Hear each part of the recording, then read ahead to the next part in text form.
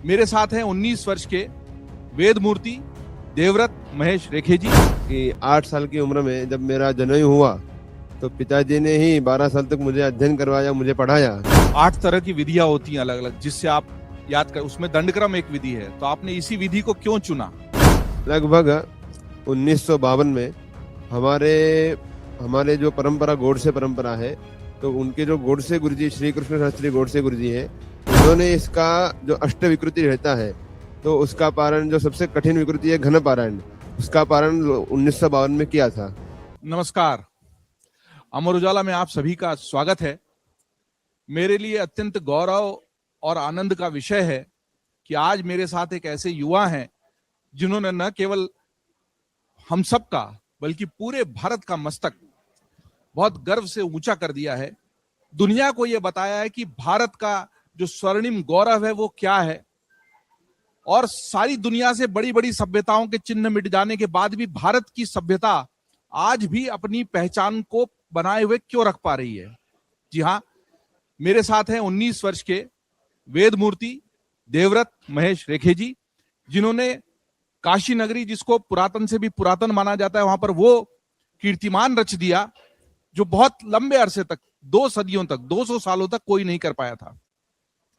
नारायण शास्त्री जी ने नासिक में किया था, उसमें 100 दिन लगे थे और इन्होंने 50 दिन में कर दिखाया। क्या कर दिखाया?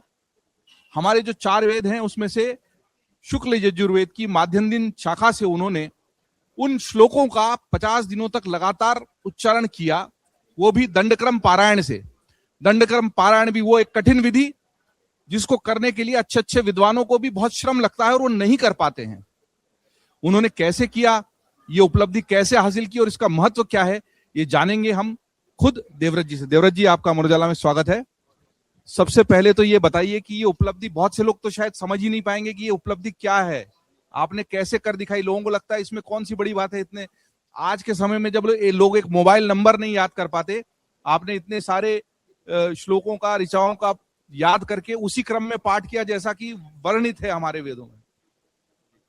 तो सबसे पहले धन्यवाद देना चाहूंगा कि आपने अमर उजाला में मेरे को आमंत्रण किया, मेरा स्वागत किया है। तो मैं यही कहना चाहूंगा कि 8 साल की उम्र में जब मेरा जनेऊ हुआ तो पिताजी ने ही 12 साल तक मुझे अध्ययन करवाया, मुझे पढ़ाया और मुझे इसके काबिल और लायक बनाया है। तो याद करने का अगर आप कहेंगे तो जिसमें हम कहते हैं कि ज़्यादा मेहनत करें और परिश्रम ज़्यादा करें, तो हमारा सब रूटीन रहता था कि रोज इतने समय में इतना अध्ययन, इतना अभ्यास होना चाहिए। तो उस अभ्यास से हमने ये सब याद कर लिया है और गुरुजनों का आशीर्वाद और भगवान की कृपा से यह प्राप्त हुआ है।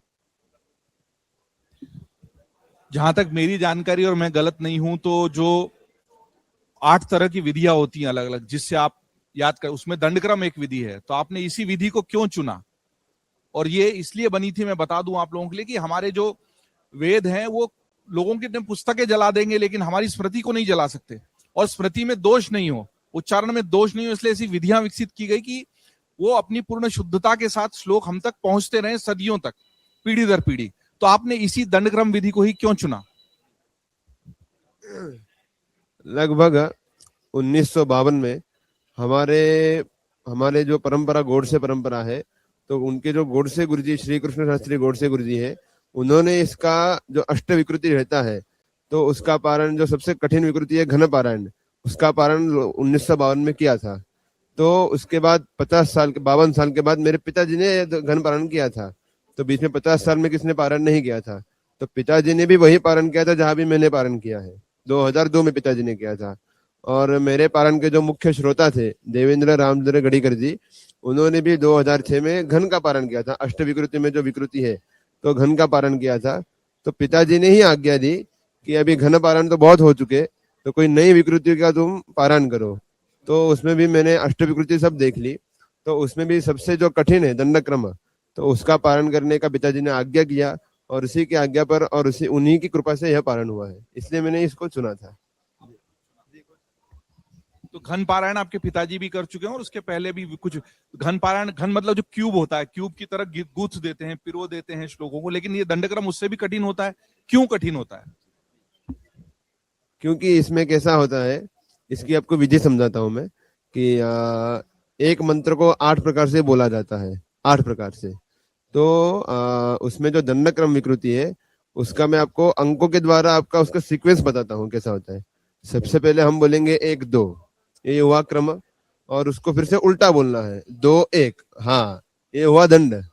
तो उस प्रकार से अभी 1 2, उसके बाद लेंगे 2 3, आगे भी जाना है 3 2 1, 1 तक आना है। जितना आप आगे जाओगे उतना फिर से पीछे आना है। तो इस प्रकार से इतना कठिन है। अभी अंकों तक तो हम 10 15 जितना बोल सकते हैं, जैसे 1 2 3 4 5 6 7 8 9 10, ऐसा हम स्पीड में बोलते हैं। पर हमको ऐसा कहा गया कि उसी स्पीड में, हाँ ऐसा भी बोलना है, बार बार बोलना है। तो और इतना कठिन भी है, हमारे यजुर्वेद में 100 पदों तक ऐसा कहा जाता है। तो 100 तक जाना है, फिर से 100 99 98 97, ऐसा फिर से 1 तक आना है। तो उसकी ये विधि होती है। इसमें भी अब जो सामान्य व्यक्ति उसको तो मालूम है कि खाली 4 वेद हैं, चारों में यजुर्वेद ही क्यों, यजुर्वेद की शुक्ल यजुर्वेद क्यों, उसकी माध्यन्दिन शाखा क्या होती है, मालूम नहीं है लोगों को। तो सबसे पहले तो जब इस सृष्टि की उत्पत्ति हुई तो एक ही वेद था अपना, जो वेद जिसका निर्माण हुआ नहीं है, भगवान के श्वासोच्छ्वास से वो वेद का उत्पन्न हुआ है, तो वो वेद एक ही था। लेकिन अपने महर्षि वेदव्यास जी ने आगे का समय देखकर, कलयुग का जो घोर समय आएगा उसको उसको उसी दृष्टिकोण को देखकर उन्होंने उसके 4 भाग कर दिए। तो जैसे 4 भाग किए तो उसमें अपने शाखा पड़ गई, प्रशाखा पड़ गई, तो उसमें ये माध्यन्दिन शाखा है। तो माध्यन्दिन शाखा में भी कण्व शाखा है, और 2 3 15 शाखा है, जो अभी उपलब्ध सिर्फ 2 ही है, माध्यन्दिन और कण्व। तो अभी ऐसे ही अगर वेद के संरक्षण हो, इसलिए अष्टविकृति बनाई है। और वेद का संरक्षण हम क्या करेंगे, वेद ही हमारा संरक्षण करता है। जब भारत का युवा ये कहता है कि हम वेद का क्या संरक्षण करेंगे, वेद ही हमारा संरक्षण करेंगे, लेकिन आपको नहीं लगता कि आजकल के युवा जो रील्स में खोए हैं, आपकी भी रील बनेगी, लेकिन रील्स में खोए हैं और वेदों का हमारा ये जो पूरा संस्कार है, ये धरोहर है, ये कहीं खो गई है। लोग इसको बस समझते हैं कि कुछ है भारत की प्राचीन विद्या, उसको जीवन से जोड़ने के क्रम में हम कहीं पिछड़ गए। या आप भी तो वैसे युवा हो सकते थे जो इंस्टाग्राम की रील बनाता, कंप्यूटर पर गेम्स खेलता, डोमिनोज में पिज्जा उड़ाता। आप तो शायद अपना खाना भी खुद ही बनाकर खाते हैं जो हमें तो ऐसे और बहुत सारे युवाओं की शायद जरूरत है। विवेकानंद जी ने भी ऐसे ही युवा मांगे थे इस देश के लिए। आपको क्या लगता है कि अब योग वेद तो हमारा संरक्षण करेंगे, लेकिन वेदों को संरक्षण करने में हम खुद तो कहीं पीछे रह गए? अभी तो ये कली काल चल रहा है, तो उसके ऊपर तो मैं ज्यादा कुछ कह नहीं सकूंगा। पर ऐसे ही भगवान से प्रार्थना करता हूँ, अपने भारत देश का रक्षण हो, अपने वेदों का रक्षण हो। और युवाओं के लिए यही कहना चाहूंगा कि मैं खुद युवा हूँ, मैं क्या युवाओं के लिए कहूंगा। स्वामी विवेकानंद जी ने ही कहा है कि उठो जागो दौड़ो भागो, और जब तक सफलता प्राप्त ना हो तब तक उसके पीछे चलते रहो, क्योंकि असफलता में ही सफलता का राज छुपा है। तो उस असफलता शब्द का राज आप समझो, तो आपको सफलता निश्चित रूप से प्राप्त हो जाएगी। अच्छा देवव्रत जी, आज के समय में आपके जैसे युवाओं को देख के लगता है कि कुछ अलग ग्रह से आए हैं। जीन्स टी शर्ट पहन के घूमने वाले युवा, क्लबों में बैठने, पब और बारों में जाने वाले, तो आप भी कुछ ऐसा सामान्य युवाओं वाला जीवन है कि ऐसे ही रहते पूरे टाइम? नहीं, ऐसे ही रहते हैं, यही हमारी परंपरा है। मुझे दूसरों को देख के, हाँ नहीं बिल्कुल नहीं, नहीं बिल्कुल नहीं, ऐसा तो कुछ लगता नहीं है। दूसरों को देख के लगता है कि ये पैंट क्यों पहन रहे हैं, ये शर्ट क्यों पहन रहे हैं। अपनी भारतीय परंपरा है। अभी ठीक है, काल का समय है, कोई उसमें मेरे को कोई संदेह नहीं है, क्योंकि उनको विद्रोह भी नहीं करना है। जो अपने कार्य में है उसमें मेहनत करे और अपने भारत देश का नाम गौरव करे, यही मेरी कामना है।